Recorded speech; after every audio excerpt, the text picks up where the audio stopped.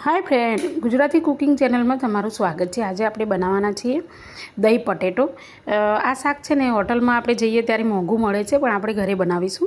तो आना चिप्स करी देवानी छे। आ रीते सोली अने एकला ज तेलमां एने सांतળી लेवाना छे। आ ब्राउन थाय त्यां सुधी एने सांतળી लईशुं अने संतळाई जाय ने एना पछी एक डिशमां ट्रांसफर करी लईशुं, એટલે કે બહાર કાઢી લેવાના છે। અને એની એ તેલમાં આપણે થોડું તેલ ઉમેરી અને પછી એની અંદર એક ડુંગળી નાખી છે, એનો વઘાર કરી અને જીરાથી અને ડુંગળીને પણ ટ્રાન્સફર થાય ત્યાં સુધી આપણે એને ચલાવીશું। અને ત્યાર પછી એક નાનું એવું ટામેટું છે, ટામેટાને પણ અંદર એડ કરી દઈશું, નાનું એવું સમારેલું। હવે આ પણ ટ્રાન્સફરન્સ થઈ જાય ત્યાં સુધી આપણે આ રીતની કન્સિસ્ટન્સી આવે એટલે અંદર મેં ખાંડેલું લસણ છે એ એડ કર્યું છે। હવે સારી રીતે એને પણ થવા દેવાનું છે। સરસ મજાનું સંતળાઈ જાય બધું। એના પછી આપણે એક વસ્તુનું કામ કરવાનું છે કે અહીંયા મેં ઘરે જ બનાવેલું દહીં હતું, તો દહીંમાં આપણે મસાલો કરવાનો છે। આ શાક એ રીતે બને છે।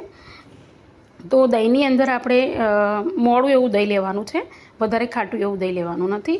તો દહીંમાં આપણે ચણાનો 1 ચમચી લોટ નાખવાનો છે, પછી સ્વાદ પ્રમાણે મરચું, હળદર, મીઠું અને ધાણા જીરું અને સારી એવી સ્લરી બનાવી લઈશું અને એ સ્લરીને આપણે વઘારની અંદર એડ કરી લઈશું। આ બધી પ્રોસેસ આપણે ધીમા તાપે કરવાની છે, એ વસ્તુનું ખૂબ જ ધ્યાન રહે।